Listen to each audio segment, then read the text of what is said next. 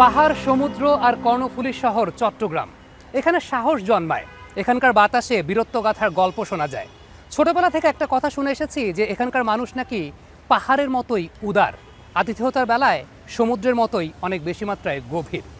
আজ আমি চট্টগ্রামে চলে এসেছি, জানবো ত্রয়োদশ জাতীয় সংসদ নির্বাচনে নারী ভোটারদের ভাবনা। একটা পরিসংখ্যান দিয়ে শুরু করতে চাই। সর্বমোট ৬৬ লক্ষ ভোটার আছে চট্টগ্রামে, যার ৩০ লক্ষই নারী। নতুন ৩৬,০০০ ভোটার এবার যোগদান করছে। অনেকেই আছেন আমাদের সঙ্গে, তারা বিভিন্ন পেশাজীবী। তবে এই পাশে যাকে দেখতে পাচ্ছি একদম প্রথম ভোটার, দেখেই বোঝা যাচ্ছে হাস্যোজ্জ্বল। প্রথম ভোট দেওয়ার এক্সপিরিয়েন্সটা কেমন? সেটা কি খুব মধুর, নাকি তেতো, নাকি নার্ভাসনেস কাজ করছে, কোনটা? আসলে যেহেতু প্রথম ভোটার সেই হিসেবে একটু নার্ভাসনেস কাজ করছে, কারণ আমাদের প্রবীণ ভোটার যারা ছিল তাদের জন্য তারা কিছুটা অভিজ্ঞ, সেই হিসেবে আমি একেবারে নতুন, যার কারণে অবশ্যই একটু নার্ভাসনেস। তাছাড়া গত ২ বছরের যে রাজনৈতিক উত্থান পতন, যার কারণে আসলে সত্যি একটু বেশি নার্ভাস। কোনটা বেশি ডিফিকাল্ট একটু বলেন। সেটা হচ্ছে যে সঠিক প্রার্থী খুঁজে বের করা, নাকি সঠিক লাইফ পার্টনার খুঁজে বের করা? কারণ আপনি যখন সঠিক লাইফ পার্টনার খুঁজে বের করছেন তখন তো বায়োডাটা থাকে, সবাই বায়োডাটা দেখে, মুরব্বীরা বায়োডাটা দেখে, কিন্তু সঠিক প্রার্থীর বায়োডাটা কি সবসময় দেখা হয়?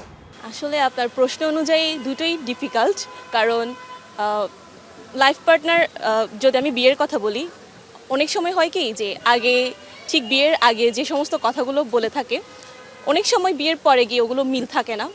রাজনৈতিক অঙ্গনটাও ঠিক তেমনই, নির্বাচনের আগে ঠিক যেভাবে বলে থাকে, যে সকল প্রতিশ্রুতি দিয়ে থাকে, কিছু কিছু ক্ষেত্রে, আমি বলতে গেলে বেশিরভাগ ক্ষেত্রেই মিল থাকে না। সো দুটোই সেম আমার কাছে। বর্তমান সময় রাজনৈতিকভাবে একটা ট্যাগিংয়ের রাজনীতি শুরু হয়েছে। আমরা দেখি যে মত কেউ প্রকাশ করলে সেই মতের সঙ্গে যদি কারো অমিল হয়, একটা একটা ট্যাগ দিয়ে দেওয়া হয়।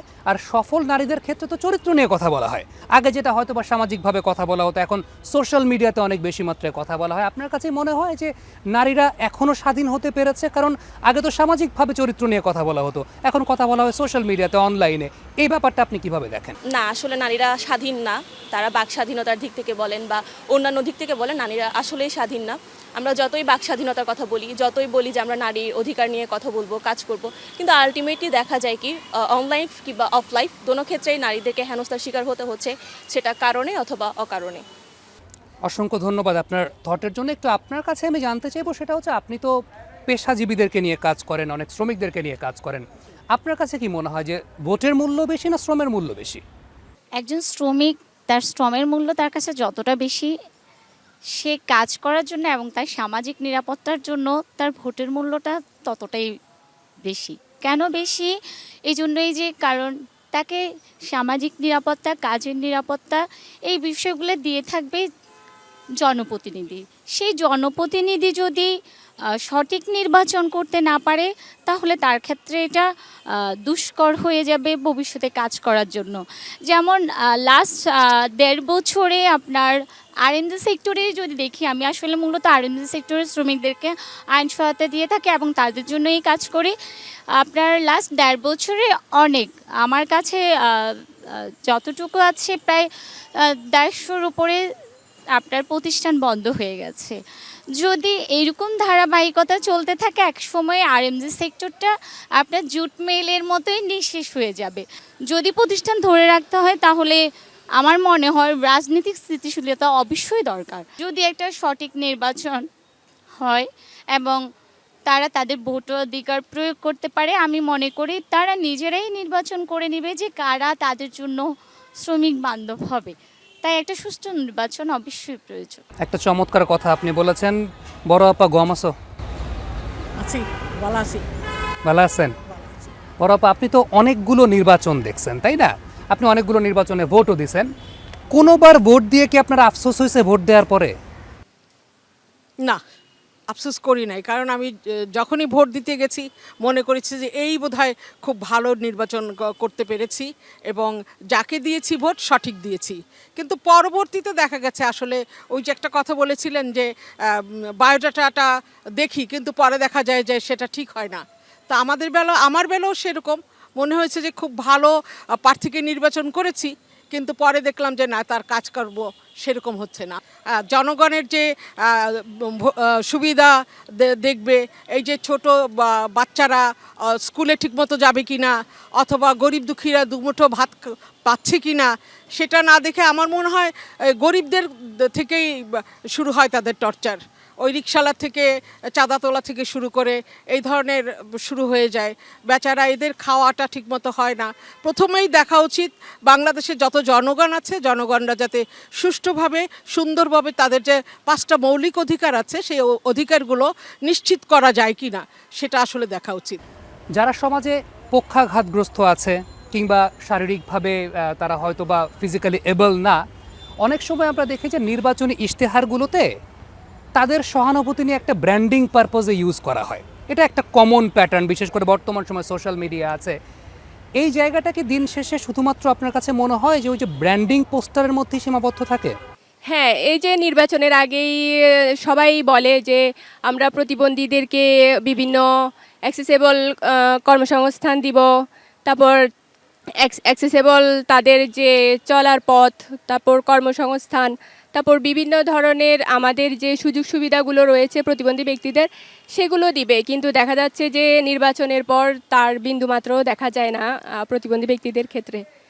এই ক্ষেত্রে আমি বলবো যে যেহেতু আমাদের বাংলাদেশে সংসদে 50 জন নারীর জন্য আসন নির্ধারণ করা আছে, তো সেই ক্ষেত্রে আমি বলবো যে অন্তত 20 জন প্রতিবন্ধী নারীকে যাতে সংসদে আসন তাদের জন্য সংরক্ষিত করা হয়, তাহলে তারা কি করতে পারবে, আমাদের প্রতিবন্ধী যে ভাই বোনগুলো রয়েছে তাদের হয়ে তারা তাদের যে অধিকার, তাদের যে আইন এবং তাদের যে সিআরপিডি রয়েছে সেই সম্পর্কগুলো তুলে ধরতে পারবে ওই সংসদে।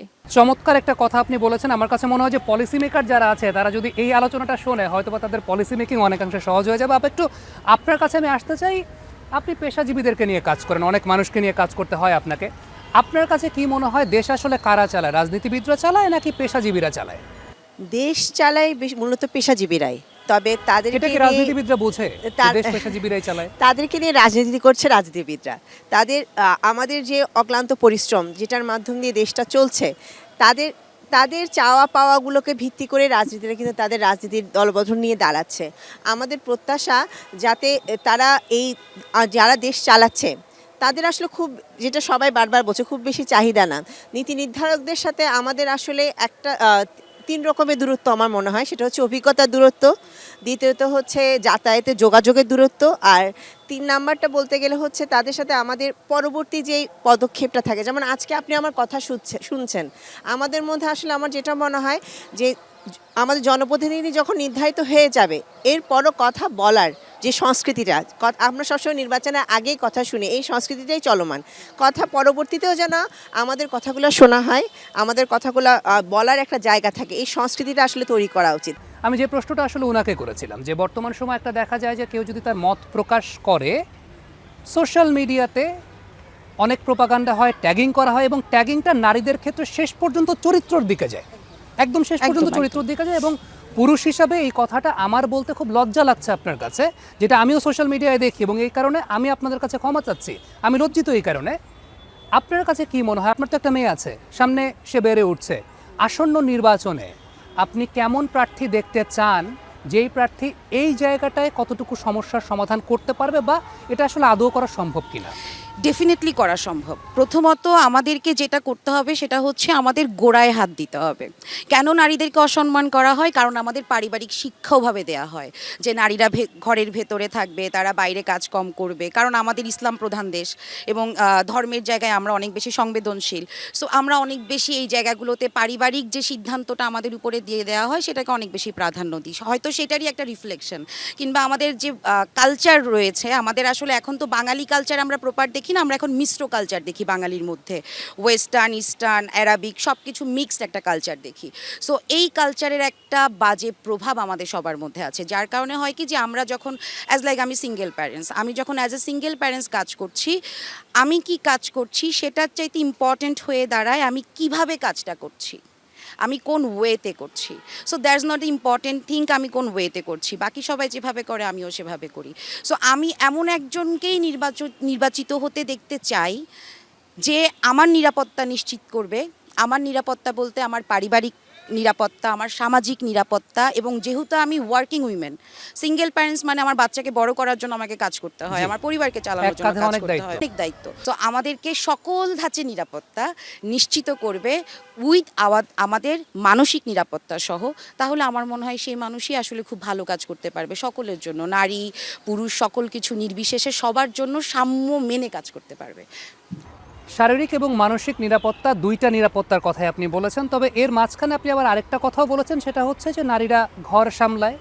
ঘর সামলাতে গেলে একটা কথা বারবারই আসে, সেটা হচ্ছে পেট পুজোর বিষয়টা। চট্টগ্রামের যারা আপারা আছেন তারা খুব ভালো রান্না করেন, সেটা আমি জানি। আপনার কাছে প্রথমেই জানতে চাইবো, খুব গুরুত্বপূর্ণ, মহা গুরুত্বপূর্ণ প্রশ্ন, আপনি সবচাইতে ভালো কোন খাবারটা রান্না করতে পারেন? আমি ইলিশ পোলাও ভালো জানি, চিটংয়ের মেজবানিটাও ভালো পারি, যেটা উরুশ বিরিয়ানি আছে সেটাও ট্রাই করি, আমার ফ্যামিলি মেম্বাররা পছন্দ করে। আজকে কোনটা খাওয়াবেন আমাদেরকে? এই যে পুরো টিম আছে। আপনারা যেটাই খেতে চান বলবেন, আমার হচ্ছে বাসায় তৈরি করতে হবে, খাওয়াবো। ওকে, আমি রান্নার প্রসঙ্গটা এই কারণে আনলাম, কারণটা হচ্ছে একটু আগে একজন বললেন যে আমরা বিবেক না আবেগ দিয়ে চিন্তা করি। তরকারিতে যখন ঝাল বেশি হয় তখন তো সেটা খাওয়া যায় না, তাই না? ভোটের সময়টা যদি আবেগ বেশি হয়, সেটা কি আসলে সুষ্ঠু ভোট হয়? ধন্যবাদ আপনাকে। আমরা যার কাছে গিয়েছি সেই তার নিজেটাই আঠি করেছে, কিন্তু আমাদের যে জনগণের একটা অধিকার আছে, প্রত্যেকটা জনগণ যে সেফলি থাকতে চায়, তারা হচ্ছে প্রথমে হচ্ছে সেফটিনেসটা খুব গুরুত্বপূর্ণ। এই যে কিছুদিন আগেও একজনকে প্রকাশ্যে গুলি করে মেরে ফেলছে, তো আমার সেফটিটা কোথায়? আমি তো নারী, তো সেফটি চিন্তা করতে পারছি না। এখন দেখি পুরুষরাও সেফটি একটা ইস্যু কাজ করছে।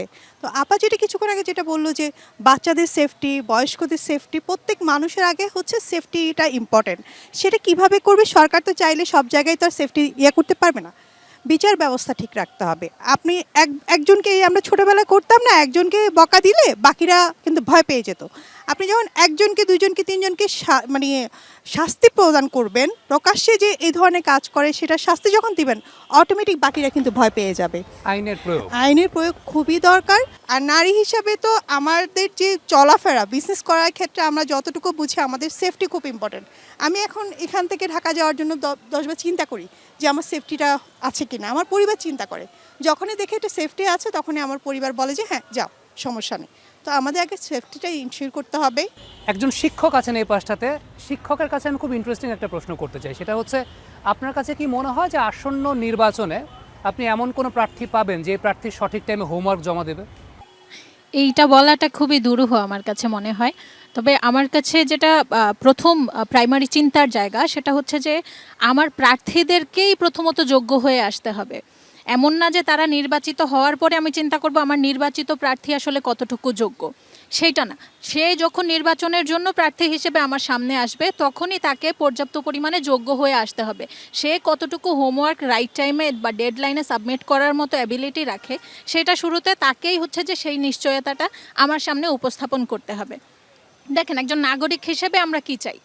যে আমাদের যারা হচ্ছে যে প্রতিনিধি থাকবে, তারা আমাদের কথাগুলো আমাদের মতো করে বলবে। প্রতিনিধি শব্দটা তো সেজন্যই এসেছিল যে আমার দেশের যারা মানুষ আছে তাদের যা চাওয়া পাওয়া, সেগুলো হচ্ছে যে আমাদের মধ্য থেকেই কেউ একজন নিশ্চিত করবে যে আমার দলের বা আমার কমিউনিটির মানুষজন সেটা ঠিকভাবে পাচ্ছে কিনা। তো সেই জায়গা থেকেই তো প্রতিনিধি এসেছিল। কিন্তু এখন আমার প্রতিনিধি দেখছি, আমি প্রতিনিধি হচ্ছে উপরের স্তরের মানুষ, আমি হচ্ছে লোয়ার স্তরের মানুষ, যে ক্লাস ডিভিশনটা চলে আসছে। এখন যারা প্রতিনিধি হতে আসবে, যারা হচ্ছে যে প্রার্থিতা নিতে আসবে, তাকে এটা চিন্তা করতে হবে যে আমাকে সমর্থন করে সে বাংলাদেশের নাগরিক, যে আমাকে সমর্থন করে না সেও কিন্তু বাংলাদেশের নাগরিক।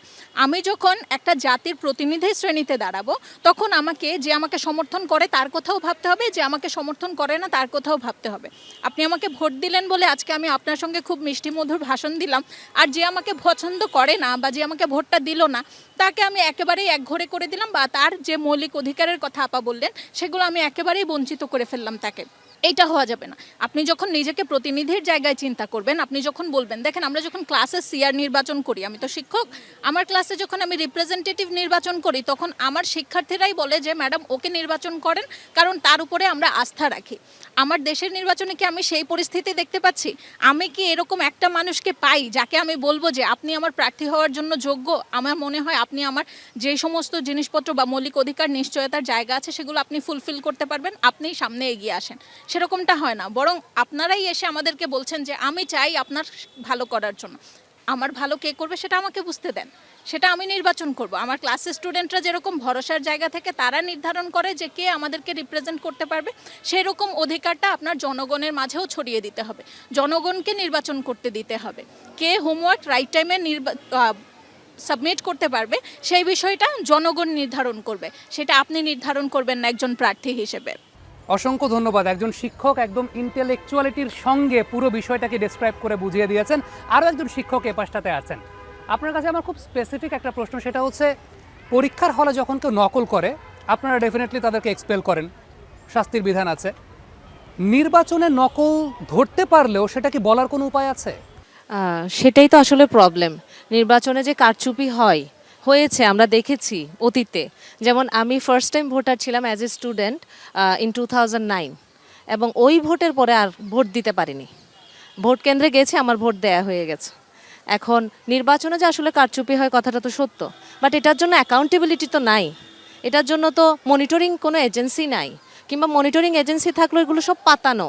যে আমাকে ওভাবে একটা প্রার্থীকে সে যদি কারচুপি করে জয়ীও হয়ে যায়, তার প্রার্থিতা বাতিল করতে পারছে না, সে রাইট, সে স্ট্রেংথ তার মধ্যে নাই। একটা বিষয় হচ্ছে আমাদের কোনো মনিটরিং এজেন্সি নেই। দ্বিতীয় বিষয় হচ্ছে মনিটরিং এজেন্সিগুলো কাইন্ড অফ পুতুল, মানে মনিটরিং এজেন্সিগুলো ভালো করে কাজ করতে, অ্যাকাউন্টেবিলিটি এনশিওর করতে পারছে না প্রার্থীদের। তো সেক্ষেত্রে এটাই হচ্ছে একটা কোর বিষয়। আমার দুর্নীতি এখান থেকেই শুরু হচ্ছে, কারণ আমাকে তো কেউ মনিটর করছে না। আমি কি ফেক ভোটের মাধ্যমে আসছি, আমি কি সঠিক ভোটের মাধ্যমে আসছি, এটা তো জানতে চাচ্ছে না। যে না, আমার আগের বক্তাও বলেছেন যে প্রার্থী নিজে নিজেই ডিসাইড করছে সে আমার জন্য ভালো। আরে প্রার্থী ভালো কিনা আমাকে ডিসাইড করতে দিতে হবে তো, আমাকে তো ডিসাইড করতে দিচ্ছে না। আমার রিপ্রেজেন্টেটিভকে আমি নিজেই চিনি না, সেই আমার রিপ্রেজেন্টেটিভ হয়ে সংসদে বলেন, যে কোনো জায়গায় বলেন, আমার কথা বলছে। আর ওই কথাগুলো তো আমার কথা না। আমাকে যদি কথা বলতে দেওয়া হয়, আমি ফার্স্ট অফ অল কথা বলবো আমাদের দেশের একটা পার্মানেন্ট শিক্ষানীতি নাই। যে দেশ স্বাধীন হয়েছে 55 বছর হতে চলেছে 2026-এ, সেই দেশের এখনও পর্যন্ত পার্মানেন্ট কোনো শিক্ষানীতি নাই। আপনারা খবর নিলে জানতে পারবেন এই দেশে মাল্টিফারাস স্ট্রিমের এডুকেশন চলছে। একদিকে আপনার ন্যাশনাল কারিকুলাম চলছে, একদিকে আপনার মাদ্রাসা চলছে, সবার জন্য রেসপেক্ট রেখেই বলছি। আরেকদিকে আবার ইংলিশ মিডিয়াম চলছে। There is no single permanent education policy, neither in primary level nor in secondary level, এবং হায়ার এডুকেশনের কথা তো বাদই দিলাম। আমি যেহেতু হায়ার এডুকেশনে জড়িত আছি, আমি বিশ্ববিদ্যালয় শিক্ষক, তাই বলছি যে আমাদের একটা নতুন কারিকুলাম এখন ইন্ট্রোডিউস হচ্ছে, যে OBE, আউটকাম বেসড এডুকেশন। এটা কতটুকু ফলপ্রসূ বাংলাদেশের জন্য? আমরা কতটুকু আমাদের স্টুডেন্টদেরকে স্টেক হোল্ডারদের কাছে অ্যাকাউন্টেবল করতে পারছি? এই বিষয়গুলো তো আলোচনা হচ্ছে না। আলোচনা হবে কি দূরের কথা, আমাদের যে নীতি নির্ধারক এগুলো জানেই না। তাদের আলোচনা কিন্তু একেবারে জমে উঠেছে। এই অংশে তাদের প্রত্যেককে আমি পলিসি মেকিংয়ের চেয়ারে বসাতে চাই। দিদি, একটু আপনার কাছে জানতে চাইবো, একটা কথা প্রায়ই বলা হয় যে আমাদের দেশে যারা সনাতন ধর্মাবলম্বী যারা আছেন, কিংবা ধর্মীয় দিক থেকে যারা সংখ্যালঘু আছেন, তারা নিরাপত্তা শঙ্কায় ভোগেন। এটা প্রায়ই আমরা বিভিন্ন সংবাদ মাধ্যমে দেখতে পাই।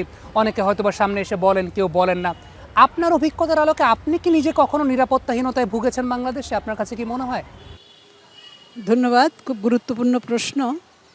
আমাদের স্বাধীনতার 55 বছর হতে চলেছে। এই সময়ে আমাদেরকে সংখ্যালঘু সনাতন ধর্মাবলম্বীদের আমাদের এই বাংলাদেশে এখনও আমরা অনিরাপদ মনে করি, সেটা সব ক্ষেত্রেই।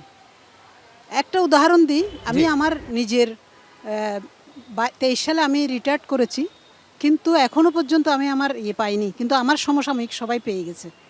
আমি জানি না কী কারণে, আমার মনে হচ্ছে হয়তো আমি সেই কারণে পাইনি, নাও হতে পারে। তো অথচ আমার বেইজের আমি অগাস্টে গেছি, ওরা সেপ্টেম্বর, অক্টোবর, নভেম্বর পর্যন্ত সবাই পেয়ে গেছে। আমি কিছুদিন আগে ওখানে দেখা করেছি, বলে যে আপনার একটা কাগজ নাই। তো এরকম ছোটোখাটো বিষয়ের জন্য আমরা পিছিয়ে থাকি। আপনার কথাটা একেবারে আমার মনে হয় যে কিছুটা ঠিক, কিন্তু এমন হওয়ার কথা ছিল না। আমাদের এই প্রাণের বাংলাদেশ আমরা অনেক কষ্টে অর্জন করেছি আমাদের এই স্বাধীনতা। আমরা চাই যে আমরা সবাই মিলে ভাই ভাই হয়ে থাকতে চাই। তো আশা করি, আমি আশায় ঘর বাঁধি, আশাকেই প্রাধান্য দিই। আশা করি যে আমরা সামনে যদি একটা নির্বাচন আসে, একটা যোগ্য মানুষের হাতে আমাদের দেশটা হাতে পড়ে, তাইলে আমরা হয়তো এটা থেকে কিছুটা হলেও হয়তো বা পাবো। আমরা চাই যে আমাদের এই বাংলাদেশে আমরা সবাই মিলে, সংখ্যালঘু বলে কিছু থাকবে না, আমরা সবাই মিলে একসাথে আমাদের এই দেশটাকে গড়তে চাই। ট্রিকি প্রশ্নটা আপনাকে আসলে করতে ইচ্ছে করছে এবং করা উচিত বলে আমার কাছে মনে হয়। আমি যে বিষয়টা জানতে চাই সেটা হচ্ছে যে ইউরোপ আমেরিকার কালচারে যে বিষয়টা আমরা দেখি সেটা হচ্ছে রাজনীতিবিদরা জনগণকে গিয়ে স্যার বলে সম্বোধন করে। বাংলাদেশে সেটার উল্টা, রাজনীতিবিদদেরকে জনগণকে স্যার বলতে হয়। আপনার কাছে কি মনে হয় এই দূরত্বটা বা এই বিভাজনটা কেন, আর আসলে কার কাকে স্যার বলা উচিত? ধন্যবাদ। আমাদের দেশের আসলে রাজনৈতিক পরিস্থিতির তো অনেক চড়াই উতরাই আছে। জি, যেটা আপনি বললেন যে আসলে রাজনীতিবিদদের সাথে জনগণের যে সম্পর্ক, সত্যিকার অর্থে আসলে একজন রাজনীতিবিদ কি, তিনি তো আসলে জনপ্রতিনিধি, তিনি জনগণের মঙ্গলের জন্য বা দেশের জন্য যেটা প্রয়োজন সেটাই করবেন। কিন্তু আমাদের দেশে আসলে বিগত রাজনীতি ইতিহাস যদি আমরা দেখি, যেটা একটু আগে এখানে এসছে আলোচনায়, যে আসলে মানে আমাদের দেশের রাজনীতি পরিচালনা করে কিন্তু এই দেশের যারা পেশাজীবী বা পুঁজিপতি গোষ্ঠী, যারা ব্যবসা বাণিজ্যের সাথে যুক্ত। কিন্তু আসলে হওয়া উচিত ছিল কি, হওয়া উচিত ছিল সাধারণ মানুষ যারা মানুষের জন্য কাজ করবে, শ্রমজীবী মানুষদের জন্য কাজ করবে, মানুষের মৌলিক অধিকারের জন্য কাজ করবে, তাদেরই রাজনীতি করা উচিত ছিল। কিন্তু আমাদের দেশে আমরা যদি দেখি যে সামনে একটা নির্বাচন আসছে, প্রচুর নির্বাচনকে কেন্দ্র করে প্রচুর টাকার ছড়াছড়ি হবে পাড়ায় মহল্লায়। তো আসলে একজন সাধারণ মানুষ বা একজন রাজনীতিবিদ যখন যায় নির্বাচনে, তার তো এই ক্ষমতা থাকার কথা ছিল না। কিন্তু আমরা দেখব আমাদের দেশের মন্ত্রী এমপি কারা হয়, তারাই হয় যাদের অনেক টাকা আছে, গাড়ি বাড়ি আছে। তো এই সূত্র ধরেই বলতে হয় যে আসলে আমরা তো আমাদের দেশের বড় মানুষ যারা, মানে ধরুন মাওলানা ভাসানী বলে গেছেন যে আসলে রাজনীতি কিন্তু একটা মহৎ কর্মপ্রয়াস। তাহলে আমাদের দেশে যদি আমরা দেখি, রাজনীতিবিদ বা এরকম বড় যারা রাজনীতি করে এরা একটা বিশেষ মানুষ। সাধারণ শ্রমজীবী জনগণ যারা, এদেরকে কি করতে হয়, তোষামত করতে হয়। হ্যাঁ, এটা কিন্তু আমাদের দেশের একটা কালচার দাঁড় করে ফেলেছে। বিগত সময়ে যারা এই যে রাজনীতি করেছেন তারাই এই কালচারটা তৈরি করেছে, যেটা আসলে আমরা ঠিক মনে করি না। একজন কাউন্সিলর হোক বা একজন জনপ্রতিনিধি হোক, তিনি জনগণের দ্বারে দ্বারে ঘুরবেন। এই যে আপনারা দেখবেন এখন নির্বাচন, এখন কিন্তু দ্বারে দ্বারে ঘুরছেন। তাহলে এটা তো সারা বছর ব্যাপী। কারণ আমি একজন জনপ্রতিনিধি মানে তিনি কিন্তু জনগণের সংকট কী, এলাকার সংকট কী, ছাত্রদের সংকট কী, এগুলো নিয়ে কাজ করার কথা। তাহলে এটা তো উল্টো হওয়ার কথা ছিল। আপা, আপনি ক্রীড়াঙ্গনের মানুষ, আমার খুব কাছের বলতে হবে, কারণ আমি নিজেও ক্রীড়াঙ্গনের মানুষ। আমি একটু জানতে চাই যে টিম গেম যখন হয়, যেগুলো দলগত খেলা, একটা জয় মানে সেটা পুরো টিমের জয়। নির্বাচনের ক্ষেত্রে কি ব্যাপারটা সেরকম ঘটে? ধরেন একটা প্রার্থী যখন নির্বাচনী প্রচারণা করছে, জনগণই তো তার টিম, তাই না? কিন্তু নির্বাচনের পরে সেই টিমটা কি আর থাকে? নির্বাচনের আগের প্রেক্ষাপটটা একরকম, নির্বাচনের পরবর্তী প্রেক্ষাপটটা আমরা দেখতে পাই যে আরেক রকম হয়ে যায়। এটা আমাদের দেশের প্রেক্ষাপটে হয় সম্ভবত। আমরা এখন দেখব জনগণের জোয়ার, সে কোন দলের কিছুই বোঝা যায় না। আমরা একটা দল যখন প্রার্থী হিসেবে সে এলাকায় ঢোকে, তখন দেখি আমরা সবাই একসাথে এসে গণজোয়ারে ভাসে।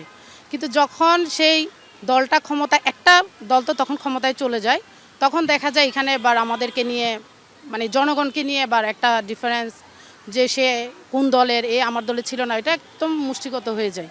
যে যখন যে ক্ষমতা এসে তখন তার দলের লোকদেরকে নিয়ে তারা ব্যস্ত থাকে এবং তাদেরকে যত সুযোগ সুবিধা আছে এগুলো দেওয়ার চেষ্টা করে, এবং অন্যদেরকে তখন তারা কি এগুলা করে না। মানে আমরা দেখি যে চাকরি ক্ষেত্রে হোক, নিয়োগ বিজ্ঞপ্তিতে হোক, বা যে কোনো ইয়েতে। আমি তো মফস্বল থেকে আসছি, খাগড়াছড়ি জেলা থেকে, মানে পার্বত্য জেলা নিয়ে আমাদেরটা ছোট শহর, সেই হিসেবে আমি বুঝতে পারি। বিভাগীয়টা তো একটু বড় শহর, হয়তো বোঝা যায় না। কিন্তু আমাদের ওখানে এই জিনিসটা খুব, মানে যে সরকার আসবে তার দলের লোকজন ওরাই সুযোগ সুবিধাগুলো পাবে, বাকিরা কিন্তু আমরা সব বঞ্চিত। সেটা পড়াশোনার ক্ষেত্রে হোক, চাকরির ক্ষেত্রে বিশেষ করে এটা প্রয়োগ করা হয়। আপনার থটের জন্য ধন্যবাদ। আমার কাছে মনে হয় যে আপনাদের এই সামগ্রিক আলোচনায় আমরা মৌলিক অধিকার থেকে শুরু করে নিরাপত্তা, চিকিৎসা খাত, অনেকগুলো বিষয় নিয়ে আলোচনা করেছি, এবং আপনারা যে এতটা ভাবেন, এতটা চিন্তা করেন এবং এতটা সুদূরপ্রসারী মন্তব্য করতে পারেন, আমার কাছে ব্যক্তিগতভাবে মনে হয় যে পলিসি মেকার যারা আছেন তাদের আপনাদের সঙ্গে বসা উচিত, অন্তত প্রতি মাসে একবার করে বসা উচিত। বসলে হয়তো বা তাদের কাজটা অনেক সহজ হয়ে যাবে। এবারে আপনাদেরকে একটু পলিসি মেকিংয়ের চেয়ারেও আমি বসাতে চাই। ধরে নেন আগামীকাল আপনাদেরকে একটা চেয়ার দেওয়া হলো, যেটা হচ্ছে ক্ষমতার চেয়ার। আপনারা ক্ষমতাবান হয়ে গেলেন।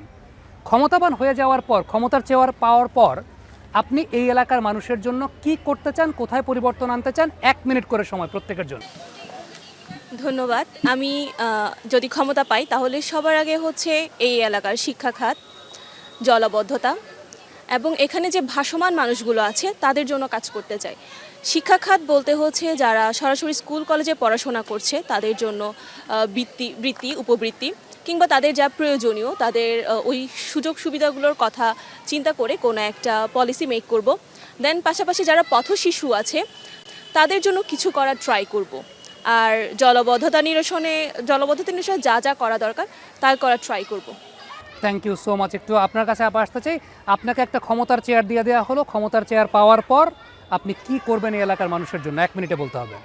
আমি প্রথমত যেটা করব সেটা হচ্ছে যে শ্রমজীবী মানুষদের বাসস্থানের ব্যবস্থা করার চেষ্টা করব। তারপরে হচ্ছে তাদেরকে স্বল্প মূল্যে নিত্য প্রয়োজনীয় দ্রব্যমূল্য পাওয়ার জন্য যে রেশনিং ব্যবস্থার কথা বলা হয় সেটা ব্যবস্থা করব। তারপরে হচ্ছে তাদের যাতায়াতের জন্য নির্দিষ্ট কিছু আপনার ট্রান্সপোর্টের ব্যবস্থা করব। এর বাইরে হচ্ছে আমার কাছে একটা বিষয় দৃষ্টিকটু লাগে, সেটা হচ্ছে আমরা এখনও দেখি রাস্তার ধারে মানুষ ঘুমায়, রাস্তার ধারে একজন মা তার বাচ্চা প্রসব করে। আমার এটা ভালো লাগে না। আমি ওদেরকে নিয়ে কাজ করার চেষ্টা করব যে তাদেরকে পূর্ণ বাসস্থান দেওয়ার। তাদের হতে পারে সে একজন ভবঘুরে, হতে পারে সে একজন পাগল, কিন্তু সে তো একজন মানুষ, তার তো স্বাভাবিকভাবে বেঁচে থাকার অধিকার রয়েছে। একটা কথা বলা যে আমরা আমাদের মানবাধিকারের কথা বলি, যদি আমরা আন্তর্জাতিক মানবাধিকার ঘোষণাপত্রের দিকে তাকাই তাহলে প্রতিটা মানুষের একজন মানুষ হওয়া অর্থাৎ মানব হওয়ার মানব, সেই কারণেই তার 35টি ফান্ডামেন্টাল রাইটস আছে, যেখানে আমরা বলি যে আমাদের 5টি মৌলিক অধিকার, কিন্তু একজন মানুষ হওয়ার বদলতে তার 35টি রয়েছে, যেগুলো আমাদের দেশের কোনো গভর্নমেন্ট, আমি জানি না এদিকে তারা চোখ বুলিয়েছে কিনা বা তারা এই জায়গাটাতে কখনো কাজ করেছে কিনা। আমার যদি ক্ষমতা থাকে বা আমি যদি কখনো ক্ষমতাশীল চেয়ারে বসার সুযোগ পেতাম, আমি প্রথমত ওই কাজগুলোই করতাম। মৌলিক অধিকারের জায়গায় আপনি বেশ কিছু কথা বলেছেন। আপা, আপনার কাছে একটু জানতে চাইব, প্রথমত আপনি আসন্ন নির্বাচনটা কেমন দেখতে চান সেটা বলবেন, আর যদি অদূর ভবিষ্যতে আপনি কোনোদিন ক্ষমতার চেয়ার পান এই অঞ্চলে কি পরিবর্তন করতে চান? ধন্যবাদ আপনাকে সুন্দর প্রশ্নের জন্য। আসলে আমি এবারের নির্বাচন নিয়ে খুব আশাবাদী। আমি খুব আনন্দ পাচ্ছি, উৎফুল্ল হৃদয়ে আমি চাচ্ছি যে এবার নির্বাচন অবাধ নির্বাচন হবে। যারাই নতুন ভোটার হোক পুরানো ভোটার সবাই যাবে, সবাই ভোট দিবে, একটা উৎসব মুখর পরিবেশ হবে, যেটা আমি আগেও দেখেছি যে এই ভোট দিয়েছো, আমি যাচ্ছি, তুমি যাচ্ছ, ফোন দিচ্ছে, আসো আমরা সবাই একসাথে মিলে ভোট দিতে যাই, সেই একটা পরিবেশ মনে হবে যে একটা উৎসব চলছে। এবং আমি যদি আজকে চেয়ারে বসি, আমার প্রথমে থাকবে আমাদের চট্টগ্রামের জলাবদ্ধতা নিয়ে কাজ। আমি এটাকে বেশি প্রাধান্য দিব, মেয়র সাহেবকে বলে যত জলাবদ্ধতা আছে সেটা দূর করার চেষ্টা করব। আপনাকে যদি একটা ক্ষমতার চেয়ার দিয়ে দেওয়া হয় আপনি কি করতে চান এই এলাকার জন্য? আমাদের যে অ্যাক্সেসিবিলিটি, প্রবেশগম্যতা প্রতিবন্ধী ব্যক্তিদের, সেখানে দেখা যাচ্ছে বিভিন্ন কর্মক্ষেত্রে, তারপর বিভিন্ন বিল্ডিং স্ট্রাকচার বা যে কোনো জায়গায় তাদের অ্যাক্সেসেবল যে প্রবেশগম্যতা সেটা অ্যাক্সেসেবল না। তো সেক্ষেত্রে আমি চাইবো যাতে আমাদের অ্যাক্সেসিবিলিটিটা প্রতিবন্ধী বান্ধব হয় এবং আমাদের প্রতিবন্ধী ভাই বোনেরা যাতে তারা গ্র্যাজুয়েট হওয়ার পর যাতে তারা কর্মে নিযুক্ত হতে পারে তাদের যোগ্যতায়, এবং ওভারঅল নারী পুরুষ নির্বিশেষে, ধর্মবর্ণ নির্বিশেষে আমি চাইবো আমাদের সমাজটা, আমাদের দেশটা যাতে আগামীর বাংলাদেশ হয়। ধন্যবাদ। অসংখ্য ধন্যবাদ। এবং আপনি যেমনটা বলছেন যে ফিজিক্যালি চ্যালেঞ্জড কিংবা যারা মেন্টালি চ্যালেঞ্জড আছেন তাদের জন্য বান্ধব যাতে হয় আমাদের সমাজটা, সেই ব্যাপারটা নিয়ে তিনি কাজ করবেন। আপনাকে যদি ক্ষমতার চেয়ার বসিয়ে দেওয়া হয়, এমনিতে আপনি ক্ষমতাবান, শিক্ষক অবশ্যই ক্ষমতাবান, আমাদের সবার উপরেই থাকে, কিন্তু যদি আপনাকে সত্যিকারের অর্থে ক্ষমতার চেয়ারে বসিয়ে দেওয়া হয় আপনি কি পরিবর্তন আনতে চান? প্রথমত যেটা নিশ্চিত করা দরকার সেটা হচ্ছে যে আপনার দেশের মানুষজন বা আপনি যাদের জন্য কাজ করবেন তারা কতটুকু শিক্ষিত। আমি প্রথম যে কাজটা করতে চাই সেটা শিক্ষিত তৈরি করে দেয়া, মানে সবাইকে নিয়ে ইউনিভার্সিটিতে ভর্তি করে দেব, বিষয়টা এরকম না। সেটা হচ্ছে বাংলাদেশের ভৌগোলিক অবস্থান, বাংলাদেশের জন্য কোন কোন বিষয়গুলো ক্ষতিকর, কোন কোন বিষয়গুলো আমাদের যে সমস্ত সমস্যাগুলো আছে, এক্সিস্টিং সমস্যাগুলো কী কী, এমন না সেটা শুধুমাত্র আমার সমস্যা বা আমার পরিবারের সমস্যা, এক্সিস্টিং আপনার ওভারঅল জনগণের জন্য যেই যেই জায়গাগুলো সমস্যা, আপনার মৌলিক অধিকারগুলো কী কী, সেগুলো নিশ্চিত করার জন্য আপনাকে কী কী জিনিসপত্র করতে হতে পারে, এই বিষয়গুলো সম্পর্কে, সমস্যা এবং সমাধানের উপায় সম্পর্কে ব্যক্তিক জায়গা থেকে প্রত্যেক জনগণকে সুশিক্ষিত হতে হবে। সেই জায়গা থেকে আপনি বুঝতে পারবেন যে আসলে আপনার যেই যেই জিনিসগুলো প্রয়োজন সেগুলো নিশ্চয়তার জন্য আপনার কী কী প্রয়োজন। প্রত্যেকটা জনগণকে জানতে হবে যে তার ভালো থাকার জন্য তার ব্যক্তিক পর্যায়ে কী কী কাজগুলো করণীয় আছে। আমি প্রথমত সেই জায়গাতে ফোকাস করব, ডকুমেন্টারি হোক বা বিভিন্ন ধরনের প্রোগ্রাম হোক, সেগুলো করে জনগণের কাছে একদম সর্বসাধারণের কাছে কীভাবে এই বিষয়গুলো পৌঁছানো যায় যেন সে ব্যক্তিক পর্যায় থেকে সচেতন হতে পারে, যেন একটা সুসংগঠিত রাষ্ট্র ব্যবস্থা গঠন করা যায়, সেটা নিয়ে কাজ করব। আপনি শুধুমাত্র শিক্ষা না সুশিক্ষার বার্তা ছড়িয়ে দেওয়ার কথা বলেছেন এবং এটা বর্তমান সময়ের সঙ্গে খুবই প্রাসঙ্গিক যে শুধুমাত্র শিক্ষা না সুশিক্ষার বার্তাটা ছড়িয়ে দেওয়া। চট্টগ্রামের নারীরা অনেক বেশি সচেতনতার বার্তা দিচ্ছেন মৌলিক অধিকার নিয়ে, তেমন যারা কথা বলছেন ঠিক তেমনিভাবে তারা কথা বলছেন সামাজিক নিরাপত্তার প্রসঙ্গ নিয়ে। ঠিক নিরাপত্তার জায়গা থেকে, মৌলিক অধিকারের জায়গা থেকে অনেকগুলো প্রসঙ্গ উঠে এসেছে। আপনার কাছে স্পেসিফিক জানতে চাইবো, আপনাকে যদি একটা ক্ষমতার চেয়ার দিয়ে দেওয়া হয়, পলিসি মেকিংয়ের চেয়ার দিয়ে দেওয়া হয়, কি পরিবর্তন আনতে চান? ধন্যবাদ। দেশের জন্য কাজ করতে চাই। সর্বপ্রথম কাজ করতে চাই দেশের খাদ্য নিরাপত্তা নিয়ে। আমাদের যে খাবার আমরা খাই সে খাবারের আমরা আসলে আমি এটা না, তারপরেও আমরা যতটুকু জানি আমাদের খাবারের বেশিরভাগই হচ্ছে ভেজালটা আমরা হচ্ছে একেবারে কিভাবে কমিয়ে আনা যায়, একেবারে এই সেক্টর নিয়ে কাজ করার জন্য বিশাল একটা টিম তৈরি করে দিতাম। কারণ যদি সুস্থ না থাকি, যদি ভালো না থাকি, আমরা কখনো চলতে পারবো না। আমাদের এই বডিটা হচ্ছে আমাদের চলার জন্য সব কিছু। তো সুস্থভাবে বাঁচার জন্য নিরাপদ খাদ্য ব্যবস্থা করতাম। ফুডের মধ্যে সেফটি, এটা আমাদের শরীর চালায়, এটা আমাদের সব কিছু চালায়, সেটা জনগণ। এখান থেকে ব্যবসা হবে না, এটা ব্যবসা বন্ধ করতে হবে। সেটা আমাদের সারা বাংলাদেশের মানুষকে জানাতে হবে যেন এই সেক্টরে যে দুর্নীতি হচ্ছে সেটা যেন না হয়। খাবার খেয়ে কেউ অসুস্থ হবে সেই নীতি পরিবর্তন হতে হবে। মানে ছোটবেলায় আমরা বই পুস্তকে যে পড়েছি যে স্বাস্থ্যই সকল সুখের মূল, সেটা যাতে বই পুস্তকে সীমাবদ্ধ না থাকে, নীতি নির্ধারণী পর্যায়ে চলে আসে, সেই ব্যাপারটা নিশ্চিত করতেছে। একটু আপনার কাছে আসতে চাই, আপনাকে ক্ষমতার চেয়ার দিয়ে দেওয়া হলো, কি করতে চান এলাকার জন্য, কি করতে চান ভবিষ্যৎ প্রজন্মের জন্য? প্রথমত এলাকা বললে আমি চট্টগ্রামবাসী, এবং চট্টগ্রাম হচ্ছে পাহাড় সমুদ্রের শহর। এবং আমরা যদি আমাদের চট্টগ্রাম শহরকে 10 বছর আগে যেভাবে দেখেছি বা 15 বছর আগে যেভাবে দেখেছি, এখন সেভাবে নেই আমাদের চট্টগ্রাম শহর। অপরিকল্পিত ভবন, অপরিকল্পিত বা আমি বলি যদি অতিরঞ্জিত করার জন্য ফ্লাইওভার, এক্সট্রা ফ্লাইওভার, যেটা চট্টগ্রাম শহরের আসলে প্রয়োজন খুব একটা বেশি ছিল না। চট্টগ্রাম শহরের সৌন্দর্য নষ্ট হয়েছে। তো ভৌগোলিক জায়গা থেকে যদি চিন্তা করি, আমি ডেফিনেটলি এই ভৌগোলিক ফ্যাসিলিটিসটা নিতাম। আমি যদি পলিসি মেকার হতাম, আমি আমার চট্টগ্রাম শহরের সৌন্দর্যকে আরও বাড়াতাম এবং ন্যাচারাল ওয়েতে রাখতাম, কোনো আর্টিফিশিয়াল থিংস না, ওভার কোনো কিছু না, যাতে আমার চট্টগ্রাম শহর তার কালচারটা রাখতে পারে, তার সৌন্দর্য রাখতে পারে, এবং এটা থেকে হয়তো একটা আর্নিং ওয়ে আমরা প্রপার ওয়েতে বের করতাম, যেভাবে আমাদের ব্যাংকক হচ্ছে, মালয়েশিয়ায় হচ্ছে, এমন কিছু আমরা করতে পারতাম। আপনাকে যদি একটা ক্ষমতার চেয়ার দিয়ে দেওয়া হয়, আপনি কি পরিবর্তন আনতে চান? আমি যদি ক্ষমতার চেয়ারে বসেই, তাহলে আমি যেটা চাইবো সেটা হচ্ছে ন্যায্য অধিকার। সেটা একজন গৃহিণীর হোক, কথা বলার অধিকার হোক, আমার চাকরি যে পেশায় যদি বলি, আমার বেতন বা আমার পেনশন বা আমার ছুটি বা প্যাটার্নিটি লিভ, যেটাই বলি না কেন, আমার অধিকারটা যখন আমি পাবো, এটা যেন আমাকে দয়া করে দেওয়া হয়েছে, বিষয়টা যেন আমি নীতি নির্ধারক হিসাবে ভুলে যাই। এটা আমার জনগণের অধিকার, তাই তারা পেয়েছে এবং ওটা ওদের রাইট। এই মেন্টালিটিটা যেন গ্রো আপ হয় এবং জবাবদিহিতার সেক্টরটা যেন খুলে যায় এবং সব সময় যেন আমি নীতি নির্ধারক হিসাবে যেন এটা মানে একজন প্রশাসনের মেইন মানুষ হিসেবে যেন আমি এটা মনে করি যে এটা ওদের অধিকার, সেটা কথা বলার অধিকার, তার সময় মতো তার বেতনটা পাওয়ার অধিকার, তার ছুটিটা পাওয়ার অধিকার, সব কিছু যেন হয় তার অধিকার বলেই সে পেয়েছে। আমি তাকে দান করি নেই, আমি তাকে দান করার কেউ নেই, আমি হচ্ছে সেবক এবং সেবক হিসাবে তাকে যেন তার নির্ধারিত যতটুকু পাওয়ার যোগ্য সেটা যেন সে পায়, এই জিনিসটা আমি আসলে প্রতিষ্ঠা করার চেষ্টা করতাম। Thanks for your Nobel thought. আপা, আপনাকে যদি একটা ক্ষমতার চেয়ার দিয়ে দেওয়া হয়, আপনি কি পরিবর্তন আনতে চান? নিরাপত্তাহীনতার বিষয়টা হচ্ছে আমার কাছে বেশি মনে হয় যে আমরা এখানে মেয়েরা বিশেষ করে বাংলাদেশের নিরাপত্তার বিষয়টা খুবই অভাব। আমাদের মেয়েরা বড় হচ্ছে কিন্তু আমরা আমাদের মেয়েদের নিরাপত্তা সিকিউরিটিটা আমরা পাই না। যে আমার মেয়েটা প্রাইভেটে পড়তে যাচ্ছে, রাতের বেলা আমি প্রাইভেটটা দিতে আমি সাহস পাই না, কারণ সে বের হয় কিন্তু সে বাসায় ঠিকমতো ফিরে আসবে কিনা এই জিনিসটা কিন্তু আমার সরকার বা আমার দেশের যারা প্রতিনিধি থাকে তারা আমাদেরকে ওই নিরাপত্তাটা কখনো দিতে পারে না। ইনসিকিউর ফিল করি আমরা সবসময়।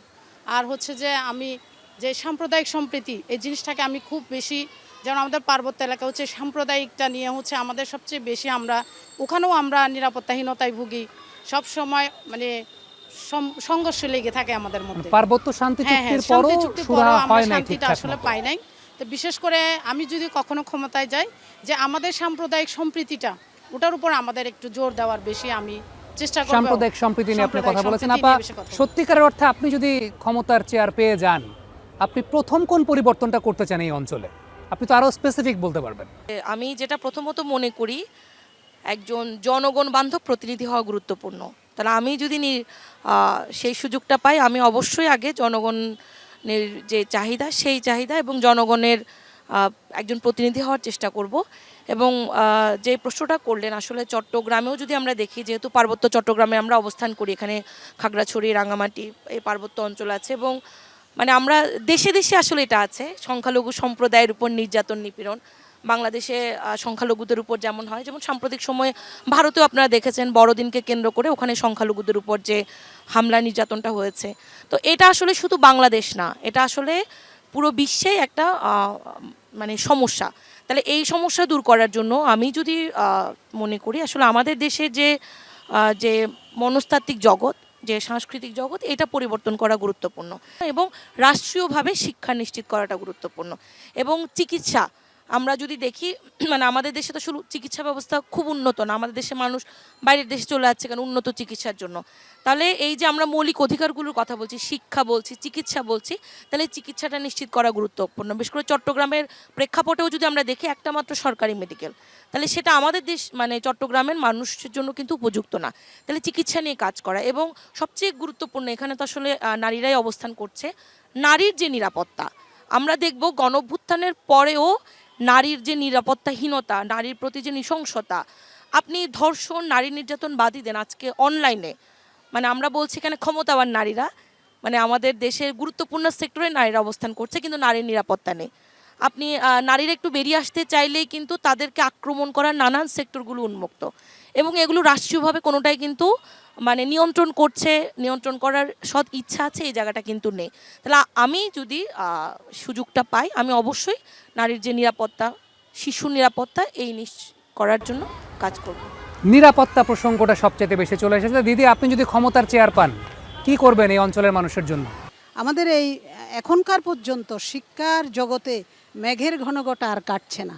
এই যে মব ভায়োলেন্স, এগুলো আমরা শিক্ষা দিতে পারিনি, আমরা তাদেরকে সংস্কারে ঋদ্ধ করতে পারিনি। কেন পারিনি? কারণ আমাদের হাতে উপযুক্ত সিলেবাস নেই, আমাদের হাতে উপযুক্ত সিস্টেম নেই, আমাদের হাতে উপযুক্ত টিচারও নেই।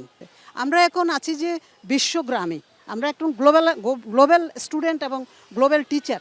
সেই ক্ষেত্রে আমাদের এই পুরনো সিলেবাস নিয়ে আমরা পড়াতে পারবো না। আমাদের এই জেনজি প্রজন্মকে মানে বড় মাছকে ধরতে বড় কৌশল লাগে। ঠিক আমাদের জেনজি প্রজন্ম আমাদের চেয়ে অনেক বেশি স্মার্ট, তারা জন্ম থেকেই পাচ্ছে ইন্টারনেটের সুযোগ।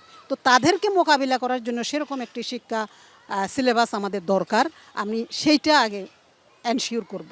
শিক্ষানীতির পরিবর্তনটা আপনি করতে চান, ইনস্টাগ্রাম থেকে বিশ্বগ্রামের দিকে যাতে আমরা এগিয়ে যেতে পারি, সেই বিষয়টা নিশ্চিত করতে চান। ম্যাম, আপনার কাছে জানতে চাইবো, আপনাকে যদি ক্ষমতার চেয়ারে বসিয়ে দেওয়া হয়, আপনি স্পেসিফিক কী পরিবর্তন করতে চান এই অঞ্চলের জন্য? আমি সামগ্রিক কথা একটু বলতে চাই, মোর প্র্যাকটিক্যাল এবং মোর বেসিক যে নিডটা, টিচার্স আর লোলি পেইড। আমি চাই আমাদের শিক্ষকদের বেতন ভাতা বেশি হোক। আমি যদি সেই ক্ষমতার আসনে বসতে পারি, তাহলে আমি এটা কাজ করতে চাই যে শিক্ষকদের বেতন ভাতা সেটা প্রত্যেকটা লেভেলে, primary, elementary, secondary, tertiary, higher education, প্রত্যেকটা লেভেলে শিক্ষকদের বেতন ভাতাটা অবশ্যই বাড়াতে হবে। কারণ আপনি যদি লোলি পেইড হন, আপনার সোশ্যাল ক্লাস স্ট্যাটাসও লো হবে, এবং একটা লো সোশ্যাল ক্লাস স্ট্যাটাস থেকে আপনি অবশ্যই উত্তরণের জন্য অন্য প্রথা অবলম্বন করতে চাইবেন। তখনই গিয়ে শিক্ষকের ইথিক্যাল মোরাল পয়েন্ট অফ ভিউগুলা ডেস্ট্রয়েড হচ্ছে। সো একটা ইউনিফাইড শিক্ষানীতি করতে চাই। শিক্ষানীতি মানে শুধু সিলেবাস, কারিকুলাম তা না, unified pay scale for teachers, their pension facilities, এবং unified pay scale for tuition fees স্টুডেন্টদের জন্য। প্লাস আরেকটা খুব ইম্পর্টেন্ট বিষয় হচ্ছে প্রাইভেট এবং পাবলিক দুইটা সেক্টরের এডুকেশন অবশ্যই আলাদা হবে, যেহেতু প্রাইভেটটাকে পার্সোনালাইজড সেক্টর দ্বারা ফাইন্যান্সড করা হয় আর পাবলিকটাকে সরকার ফাইন্যান্সড করে। সেক্ষেত্রে আমি এনকারেজ করব যে আমাদের দেশের জনগণের ফিনান্সিয়াল কন্ডিশন যেহেতু মডারেট, এত বেশি ভালো না, আমি সরকারি ইনস্টিটিউশনগুলো বাড়ানোর জন্য অবশ্যই চেষ্টা করব। সরকারি শিক্ষা প্রতিষ্ঠান like primary school, higher school, college এবং উপর্যুপরি হচ্ছে আপনার বিশ্ববিদ্যালয়।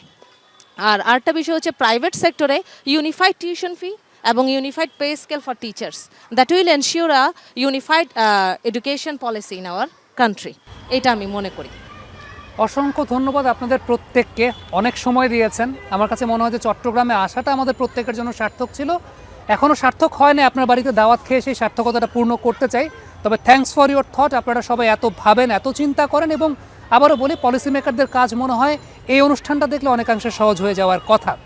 চট্টগ্রামে আসার পর আমরা বেশ কিছু বিষয় নিয়ে আলোচনা করেছি। প্রথমত, নির্বাচন মানে কিন্তু শুধুমাত্র ব্যালট নয় কিংবা ব্যালটে সিল মারা নয়, নির্বাচন মানে হচ্ছে প্রতিশ্রুতি। সেই প্রতিশ্রুতিতে কী কী থাকা প্রয়োজন, মৌলিক অধিকার যেমন থাকা প্রয়োজন, ঠিক তেমনিভাবে নিরাপত্তার প্রসঙ্গটা কিন্তু উঠে এসেছে, মব ভায়োলেন্সের প্রসঙ্গ উঠে এসেছে সোশ্যাল যে ট্যাগিংগুলো আছে সেই ট্যাগিংগুলোর প্রসঙ্গে। সব কিছু মিলিয়ে চট্টগ্রামের নারীরা এখন অনেক বেশি মাত্রায় সচেতন। সেই সচেতনতার বার্তাটা তারা ছড়িয়ে দিতে চান প্রার্থীদের মাঝেও। দর্শক, আজ এখান থেকে বিদায় নিচ্ছি। আগামী পর্বে নতুন কোনো জায়গায় উপস্থিত হয়ে যাব নতুন কিছু মানুষের সঙ্গে। সেই পর্যন্ত সবাই ভালো থাকবেন, সুস্থ থাকবেন।